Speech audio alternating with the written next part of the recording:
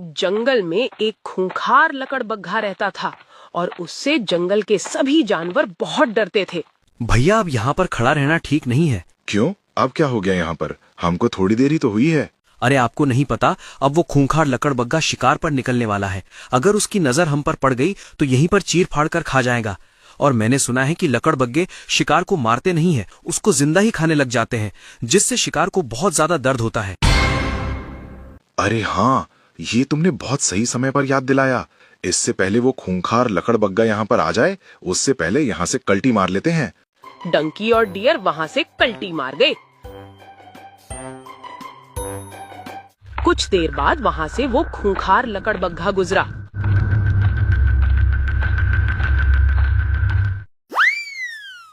काफी दूर से पैदल चलता हुआ आ रहा हूँ, लेकिन मुझको रास्ते में एक भी जानवर नहीं मिला। क्या सारे जानवर इस जंगल को छोड़कर चले गए, या फिर उनको मेरे बाहर निकलने का समय मालूम हो गया हो? जिस समय मैं बाहर निकलता हूँ शायद वो ना निकलते हों। अब मुझको अपना जंगल आने का समय बदलना होगा।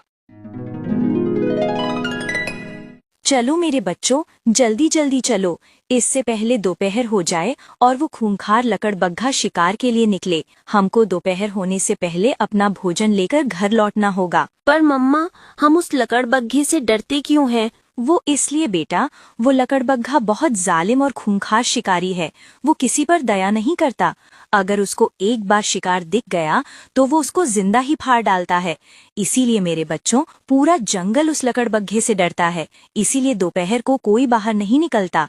पर मम्मा, अगर लकड़बग्घा दोपहर की जगह सुबह शिकार पर निकल आया तो? बेटा, ऐसा कभी हुआ नहीं है। अगर ऐसा होगा तो जंगल में बहुत बड़ा संकट आ जाएगा। पर मम्मा, संकट से लड़ने के लिए हमारे जंगल में राजा तो है ना, वो उस लकड़बग्घे का मुकाबला करेंगे। अरे बेटा, पूरे जंगल में ऐसा कोई नहीं है जो उस लकड़बग्घे से लोहा ले सके। और रही बात हमारे राजा की, तो हमारे राजा भी उस लकड़बग्घे से थर-थर कांपते हैं। चलो बेटा, अपना पेट तुम जल्दी जल्दी भर लो, फिर हम दोपहर होने से पहले घर चले जाएंगे। और लकड़बग्घे ने अपना समय बदल दिया। अब वो दोपहर की बजाय सुबह जाने लगा। अरे ये क्या? मुझे तो यहाँ पर किसी बकरी की गंध आ रही है और ऐसा लग रहा है जैसे बकरी अपने परिवार के साथ में आई हो। अगर मेरी सूंघने की क्षमता सही निकलती है तो मुझको आज का भोजन मिल जाएगा। और उस बकरी की गंध लेते हुए वो लकड़बग्घा भी उसी ओर आ गया। तभी उसकी नजर बकरी के परिवार पर पड़ जाती है, जो जंगल से घर की ओर लौट रहा था। और लकड़बग्घा चुपचाप जाकर बकरी के एक बच्चे को शिकार बना लेता है।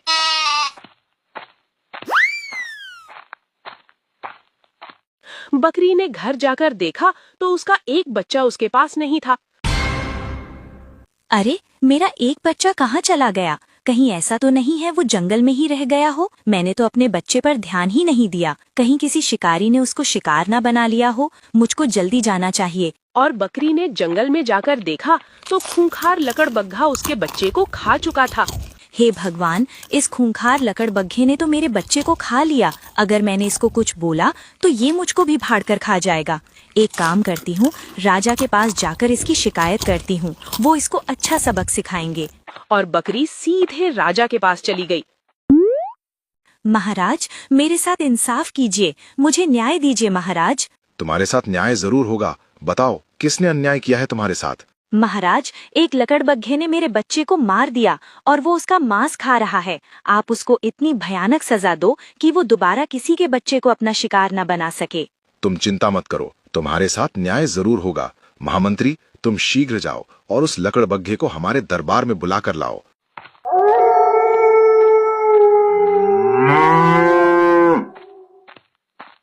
क्यों बे लकड़बग्घे, तूने बकरी के बच्चे को अपना शिकार बनाया? क्यों बे मंत्री, इतना क्यों गला फाड़ रहा है तू? मैंने कौन से तेरे बच्चे को शिकार बनाया है? एक बकरी का ही तो बच्चा था। मुझे भूख लगी थी, मैंने पकड़कर खा लिया। इसमें गलत क्या है? गलत और सही का फैसला करने वाला तू कौन होता है? गलत और सही का फैसला महाराज करेंगे। तुझको दरबार में मेरे साथ चलना होगा। चल मेरे साथ। महाराज कौन होते हैं मेरा फैसला करने वाले? जो ज्यादा ताकतवर होगा वो अपना फैसला स्वयं करेगा। जाओ, मैं नहीं आता तुम्हारे साथ। अगर तू मेरे साथ नहीं आया तो मैं तुमको जिंदा या मुर्दा लेकर ही जाऊंगा और तुमको हर हाल में राजा के दरबार में जाना ही होगा। इसलिए अच्छा है कि तुम जिंदा ही चलो।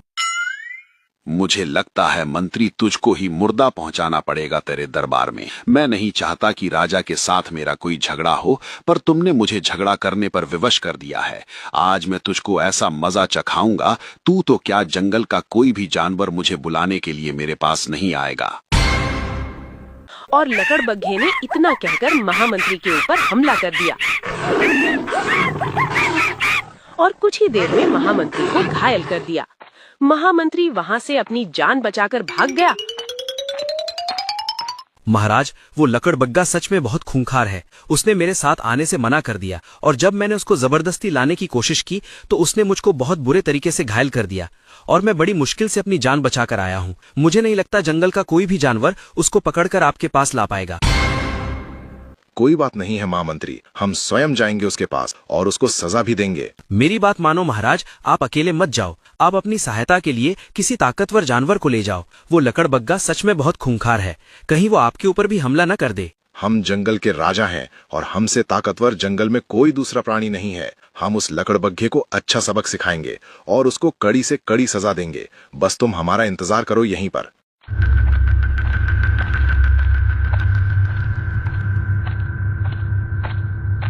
और जंगल का राजा लकड़बग्घे के पास पहुंचा। लकड़बग्घा सोया हुआ था। ये लकड़बग्घा तो सोया हुआ है, इसको जगाना होगा क्योंकि हम सोते हुए को सजा नहीं दे सकते। अरे ओ लकड़बग्घे, अपनी जान की सलामती चाहता है तो सीधी तरह से हमारे राज दरबार में चल, वरना हम तुझको यहाँ से घसीट कर लेकर जाएंगे। मेरे पास आकर और मुझको ही धमकी दे रहे हो? तुमको अपनी जान की परवाह नहीं है क्या शेर सिंह? तुमको क्या लगा मैं सोया हुआ हूँ? तुम नहीं जानते मैं जंगल का सबसे ताकतवर जानवर हूँ। मैं नींद में भी सचेत रहता हूँ। ये तो बहुत अच्छी बात है कि तुम नींद में भी सचेत रहते हो। मैं चाहता हूं तुम जागते हुए भी सचेत रहो और तुम्हें हमेशा ये याद रहे कि हमारे जंगल में रहना है तो तुमको हमारे बनाए नियमों का पालन करना होगा। तुम आज से किसी भी जानवर का शिकार नहीं करोगे और ना किसी के बच्चे को अपना शिकार बनाओगे, समझे लकड़बग्घा? मैं तुम्हारे बनाए हुए किसी भी नियम को नहीं मानूंगा और वैसे भी जंगल का उसूल होता है जो ताकतवर रहेगा वो अपने नियम स्वयं बनाएगा। इसीलिए मुझको तुम्हारे नियमों को मानने की आवश्यकता नहीं है। इस समय मुझसे ताकतवर जानवर जंगल में दूसरा कोई नहीं है और मेरी एक सलाह है, तुम अपने नियम अपने पास रखो और मुझे अकेला छोड़ दो, वरना तुम्हारा अंजाम भी वही होगा जो तुम्हारे मंत्री का हुआ है। लकड़बग्घे की बात सुनकर शेर की हवा निकल गई, लेकिन वो राजा था। उसने हिम्मत दिखाई और लकड़बग्घे को अंतिम चेतावनी दे डाली। आज फैसला हो ही जाए कि जंगल का कौन ताकतवर जानवर है। अगर तू आज मेरे साथ नहीं गया तो मैं तुझको मार डालूंगा और तुझको जिंदा या मुर्दा अपने दरबार में अवश्य लेकर जाऊंगा। तो हो जाए मुकाबला फिर। जिस तरीके से मैंने तेरे मंत्री को मारा है उससे भी भयानक तरीके से मैं तुझे मारूंगा।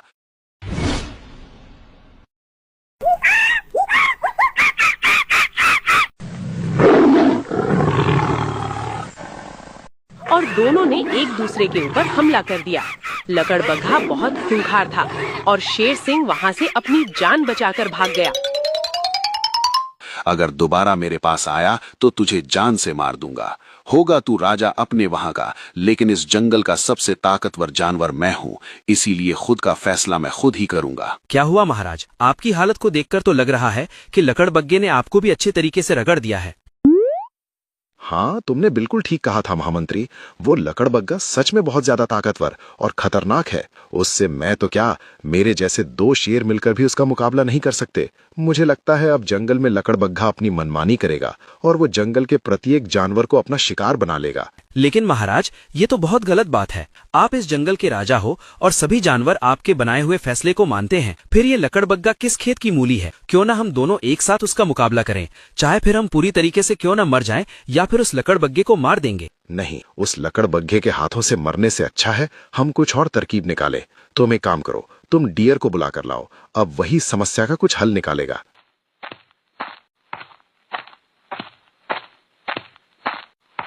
और मंत्री डियर के पास पहुंचा और उसको जंगल की पूरी सच्चाई बता दी और डियर को अपने साथ ले आया।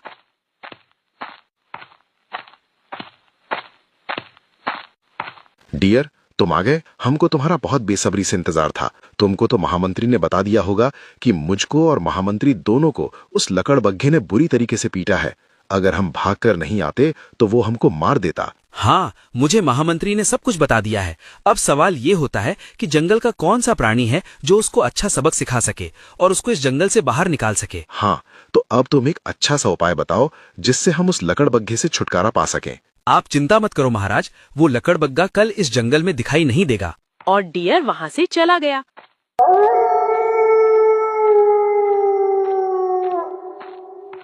लकड़बग्घा एक पेड़ के नीचे बैठा था। अरे, आज शिकार खुद चलकर मेरे पास आ रहा है। बहुत दिन हो गए हैं हिरण का मांस नहीं खाया। आज तो मैं इस हिरण की दावत उड़ाऊंगा। हा हा हा हा। अरे लकड़बग्घे भाई, तुम यहाँ पर बैठे हो और मैं तुमको पूरे जंगल में पागलों की तरह ढूंढ रहा था। मुझे तुमको एक खुशखबरी देनी थी। तू यहाँ पर खुद चलकर आ गया है, इससे ज्यादा खुशखबरी और क्या होगी। मुझे आज बैठे बैठे ही खाना मिल गया। अब मैं तुझको चीर फाड़ कर खा जाऊंगा। हा हा हा हा। अरे वो सब तो बात की बात है। मैं कौन सा यहाँ से भागे जा रहा हूँ। मैं तो अपने आप को भाग्यशाली मानता हूँ कि आप जैसा ताकतवर प्राणी मुझे अपना शिकार बनाएगा। मुझे तो इस बात का भय लग रहा था कि कहीं कोई बाघ या भेड़िया मुझे अपना शिकार न बना ले, क्योंकि मैं उन बुजदिलों का भोजन नहीं बनना चाहता। पर मैं आपके लिए एक अच्छी खबर लेकर आया हूँ लकड़बग्घे भाई। जल्दी बता फिर, क्या है वो अच्छी खबर। तुमने कभी ऑमलेट खाया है अंडे का, जो खासकर मुर्गी के अंडे से बनता है? नहीं, मैंने तो वो तो कभी नहीं खाया। क्या ऐसा भी कोई ऑमलेट बनता है क्या मुर्गी के अंडे से? हाँ बनता है, और वो खाने में बहुत स्वाद होता है। अगर तुमको अंडे का ऑमलेट खाना है तो तुमको कल दोपहर को हाथी के पास आना होगा, और उसी के पास मुर्गी ने अंडे रखे हैं। अगर तुम हाथी के पास से अंडे ले लो तो तुम जंगल के पहले जानवर बन जाओगे जिसने अंडे से ऑमलेट बनाकर खाया है, और जब भी अंडे का ऑमलेट कोई बनाएगा तो तुम्हारा जिक्र जरूर किया जाएगा। हाँ हिरण भाई, मैं जरूर अंडे का ऑमलेट बनाकर खाऊंगा, चाहे कुछ भी हो जाए। कल उस हाथी से अंडे लेकर ही आऊंगा और ऑमलेट बनाकर खाऊंगा। और हिरण वहां से चला गया।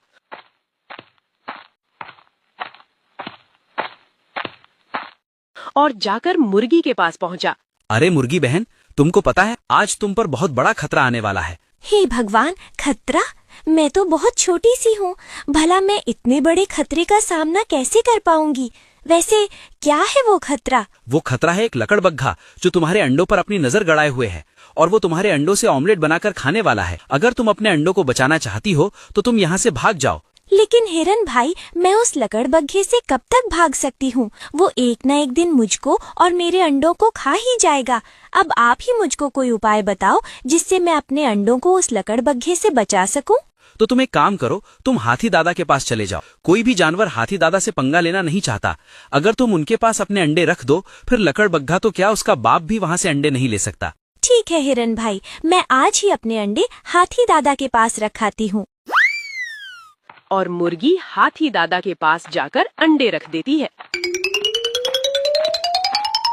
हाथी दादा, आप मेरे अंडों को अपने पास रख लो। एक लकड़बग्घा मेरे अंडों को खाना चाहता है। क्या आप मेरी मदद नहीं करोगे? मैं सबसे कमजोर पक्षी हूँ जो उड़ भी नहीं सकती। भला मैं अपने अंडों की रक्षा कैसे कर पाऊंगी? हाथी दादा, आप मेरे अंडों की रक्षा करना। तुम बिल्कुल भी चिंता मत करो, तुम्हारे अंडे मेरे पास सुरक्षित रहेंगे। आने दो उस लकड़बग्घे को। अगर मैंने उसके दांत नहीं तोड़े तो मेरा नाम भी हाथी दादा नहीं। अरे, ये दोपहर भी तो नहीं हो रही।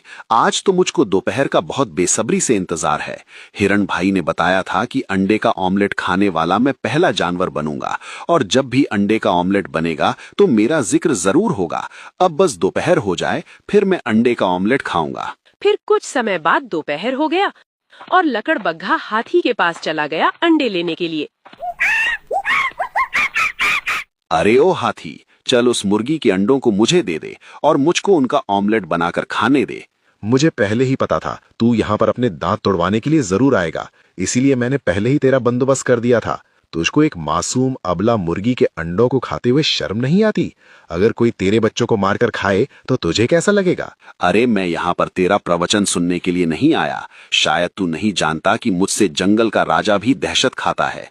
मैं अभी तुझको अपने ताकतवर जबड़े और नुकीले दांतों का कमाल दिखाता हूँ, और अभी तेरी सूंड को काट कर अलग करता हूँ। और जैसे ही लकड़बग्घा हाथी दादा की सूंड की तरफ बढ़ा तो हाथी दादा ने उसको जोरदार एक टक्कर मार दी, जिससे लकड़बग्घे के होश उड़ गए।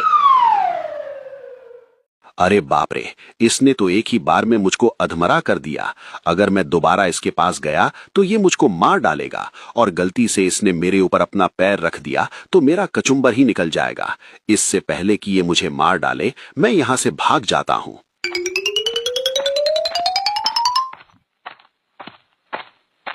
अरे भागता कहाँ है कायर? अगर दोबारा तू मुझको इस जंगल में दिखा तो मैं तेरा खून पी जाऊंगा। अरे वाह, मेरी तरकीब काम कर गई। सांप भी मर गया और लाठी भी नहीं टूटी।